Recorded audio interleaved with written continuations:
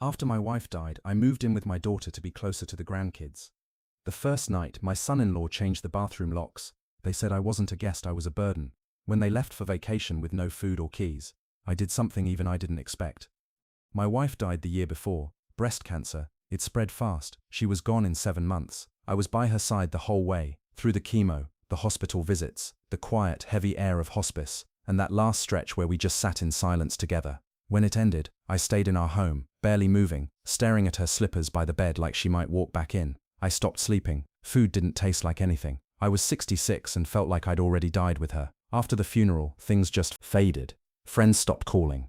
People from church dropped off a few casseroles for a week, then never showed up again. Erin would call sometimes. Her husband, Brad, rarely. But eventually, Erin suggested I come live with them in Cedar Hill. She said being near the grandkids might keep me busy. So I sold the house, packed up what little I had left. I didn't expect a warm welcome, but I sure didn't expect what I walked into. The day I arrived, Brad didn't help carry my suitcase. He just stayed on the porch while I lugged it in. Erin gave me a quick hug, told the kids to say hi to Grandpa. They each gave me a polite little side hug and ran straight to their screens. Their house was nice, clean, big, too quiet. Brad showed me to the basement where I'd be staying. It was finished, sure, but cold. Just a concrete floor with a thin rug, a futon, a mini fridge, no stove, no sink, no windows. There was a bathroom, but before I could step in, Brad handed me a key. "This is for the basement bathroom," he said, just trying to keep things organized. Then he tossed in that word again, boundaries, like that explained it all. I didn't want to argue on day one, so I just nodded. Next morning, I woke up sore from the futon and shuffled upstairs to make coffee. Erin was at the stove, still stirring something. Brad sat at the table with his laptop. I reached for the pantry, and Brad looked up, going somewhere. I thought he was joking. I actually laughed. He didn't. "We prefer you ask first," he said. "We're teaching the kids about structure. Can't have people grabbing food whenever." People. I guess that's what I was now. Just people. Erin didn't even glance at me, just kept stirring that damn soup.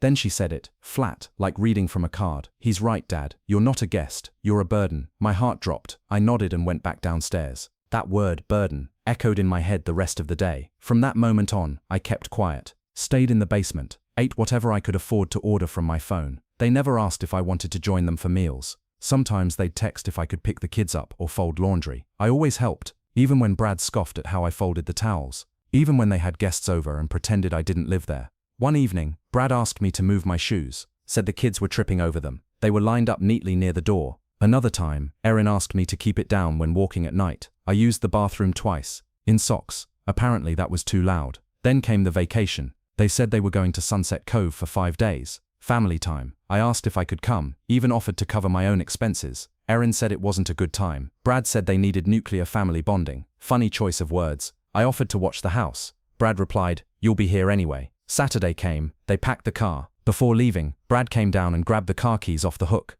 "Just for safety," he said. "Don't want you getting lost." I asked if I could at least go buy groceries. He smiled. "We stocked your fridge." No, they didn't. After they drove off, I opened the mini fridge. Mustard and a half-empty bottle of water. That's it. I checked the pantry upstairs. Padlocked. I opened the trash. Sitting on top, 2 untouched loaves of bread and a full rotisserie chicken. They had thrown away food before leaving. They wanted me to see it. Message received. I sat at their kitchen table, alone. But this time, I wasn't sad. I was furious. Erin, my own daughter, after everything, the late nights rocking her during asthma attacks, paying for her college, her wedding. I didn't plan what happened next. It just happened. I walked into Brad's office. He was always bragging to the neighbors about his home vault, like he was some hotshot. I remembered the code, 2006, their wedding year, and 12, his old football jersey. I'd seen him enter it once when I was grabbing the mail. The safe opened. Inside, a few stacks of cash, 2 watches, and a Glock in a locked case. I took $400 in 20s. That's it. Didn't even touch the gun. I left a note. "You took the keys. You locked up the food. I'm not your hostage. I'm not your child. And I'm definitely not your burden." I called a cab, paid in cash. I checked into a rundown extended stay motel across town. The place reeked of smoke, but for the first time in weeks, I could actually breathe. That night, I had a burger, some fries, and a cold beer. It was my first proper meal in days, and man, it hit the spot. I passed out right after, and slept better than I had in months. The next morning, I fired up my old laptop and made a call to my lawyer. What Erin didn't know was that before my wife passed, she'd asked me to quietly set aside some money. She never trusted Brad. I remember the last time Erin visited her, the way my wife looked at me, like she saw something coming that I didn't, and I listened. We had $150,000 from her life insurance, and she told me to keep it hidden, just for me, for when things got bad. I used part of that money to buy a modest little duplex in a working-class part of Cedar Hill. One side was for me, The other, I figured I'd give it to someone who needed help more than my own daughter ever had. That's when I met Monica. I ran into her at the food pantry, single mom, 2 kids, trying to escape an abusive ex. I offered her the other unit for just $1 a month until she could get back on her feet. She broke down in tears, said no one had ever done anything like that for her. Meanwhile, Brad left me a voicemail, packed with fake fury. "You stole from us. You better come back and explain before I call the cops." I didn't bother arguing. I just sent one text. "Go ahead, tell them why you took my car keys and locked up food like I was a dog." Never heard back. I blocked them both that same day. Do I miss my grandkids? Yeah, that still hurts. That's the one thing I haven't been able to let go of. But I've made peace with it. Brad and Erin tried to convince me I was worthless, like I didn't matter anymore. Turns out, all I had to do was leave to remember who I was. 3 weeks into living at the duplex, I started breathing like a human again. No one telling me what to do. No locks, no silence, just freedom. Every morning, I'd brew my own coffee, sit out on the porch and listen to the birds. That kind of peace. You don't know how much it's worth until someone tries to take it from you. Monica and her boys moved in a week later. They came with next to nothing, a beat-up suitcase, a busted laptop, and a box of canned goods from the church. The kids were shy. Monica, she looked exhausted all the way down in her bones, like someone who hadn't slept safely in years. I gave her my late wife's old couch, picked up a few essentials off Craigslist, a little dining table, bunk beds for the boys, and a used microwave. She cried again, said it felt like God had sent me. I told her the truth. I'm just an old man with no one left. You gave me someone to care about again.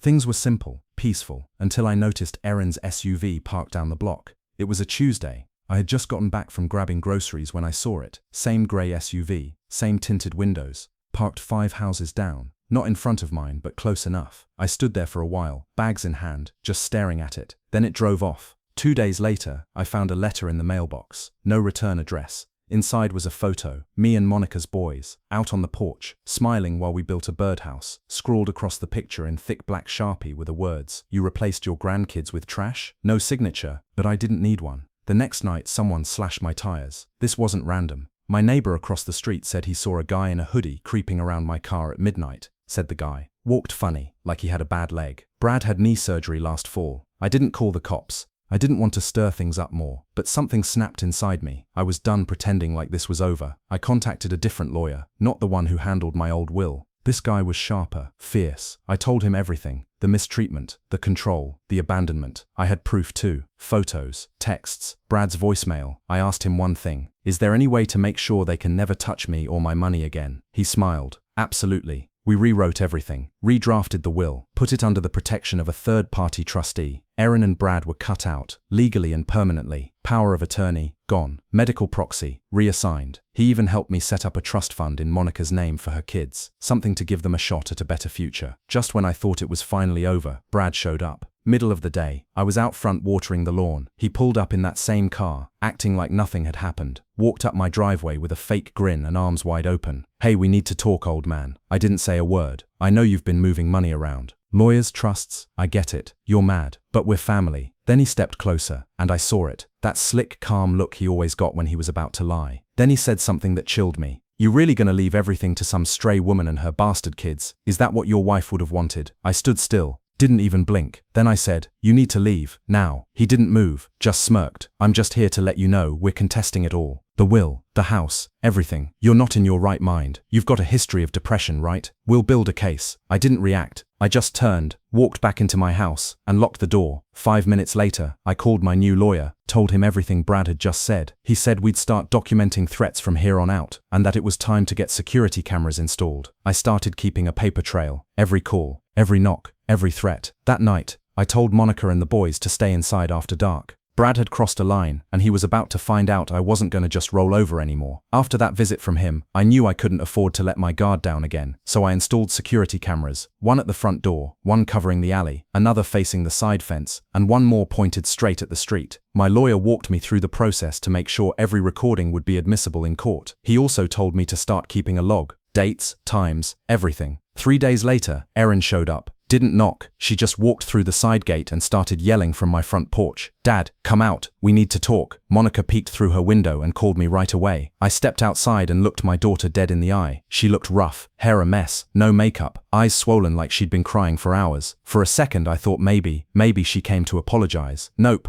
She shoved a folder into my hands. "This is a petition for guardianship," she said. "You're clearly being manipulated. You've cut off your own family, handed money over to strangers. We're not going to let you destroy everything Mom left for us." I couldn't speak. I opened the folder, and it was real. She'd hired a lawyer. The documents said I was mentally unstable, that Monica was manipulating me. They even described her as preying on a grieving old man. Preying. I just looked at Erin and asked one thing. "Do you honestly believe I'm not in my right mind? Or is this just about the money?" She didn't answer. She just turned, stomped down the steps, got in her SUV, and peeled out like a teenager in the middle of a tantrum. My heart was pounding. She wasn't trying to help me. She was trying to control me, own me, like I was some forgotten tool that only mattered now that it could be useful again.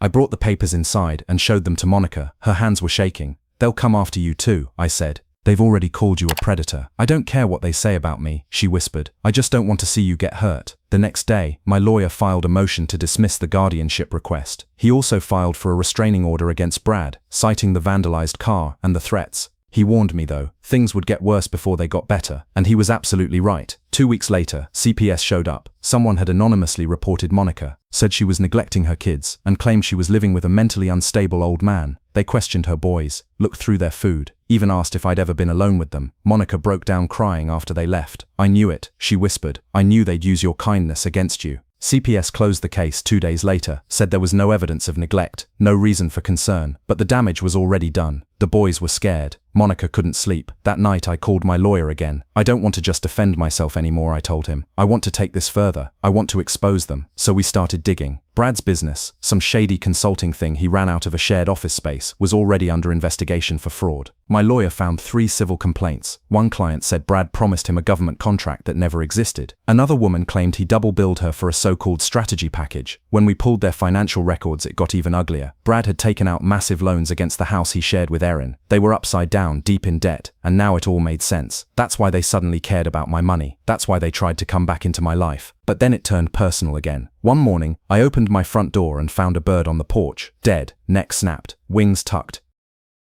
feathers everywhere. Security footage caught someone in a hoodie, walking away around 4 a.m., limping. Brad had a bad knee, surgery last fall. I sent the video to the police. This time they took it seriously. Brad got a visit, and just like that, I had leverage, but I didn't use it. Not yet. I was waiting, because I had a plan, and they were going to feel every ounce of what they put me through. A few days after the bird incident, things went quiet. No more letters. No surprise visits. No threats. My lawyer said Brad's restraining order was in the works. CPS had cleared Monica. It seemed like they were backing off, maybe realizing they'd pushed too far. But I wasn't fooled. They weren't finished. They were just changing tactics. And then the big one hit. I got a letter from the court. Erin had filed for full financial conservatorship. She wanted legal control over all my money. Her evidence? An old email I'd sent her right after my wife passed. In it I'd written, "I don't know why I'm still here. Some days I just want to sleep and not wake up." I was deep in grief, barely functioning, but she twisted it, told the court I was suicidal, said Monica had a criminal background and was exploiting me, claimed I was giving away my life savings to strangers. I had 30 days to respond before they'd send out an investigator to assess whether I was mentally fit. It was the lowest, nastiest move they'd pulled yet. Monica cried when she saw the documents. "I don't want to be the reason they do this to you," she said. I took her hand and told her the truth. "You're not the reason, Monica. They are. And there's something else. Something I haven't told you yet. Truth is, I'd been preparing for this a long time. The moment Brad threatened to contest my will, I started collecting everything. Every text, every email, every unexpected visit.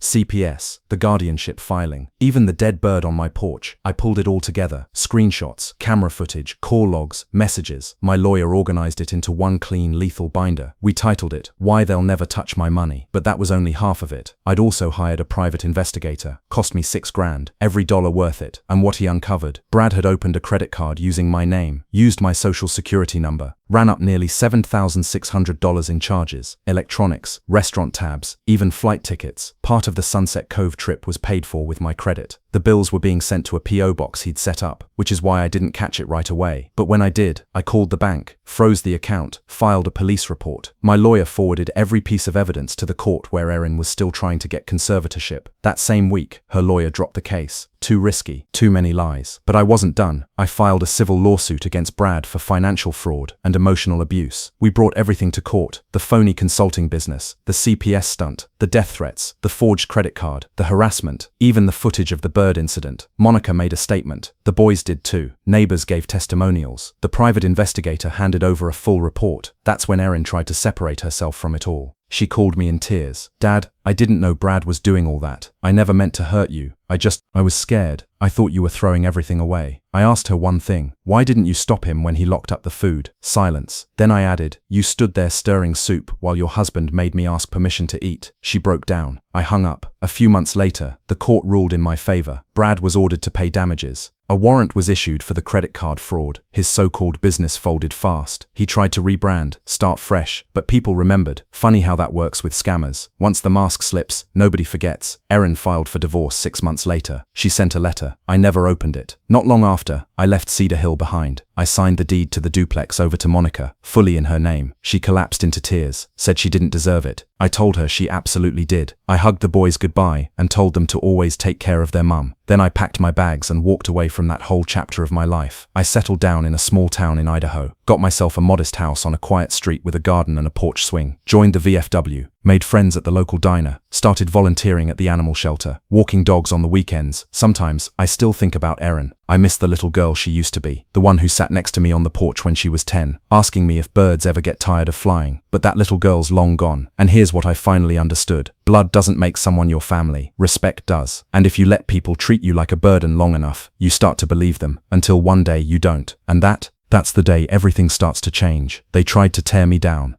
Instead, I rebuilt with better people, and I will never be a burden again. Not to anyone, not ever.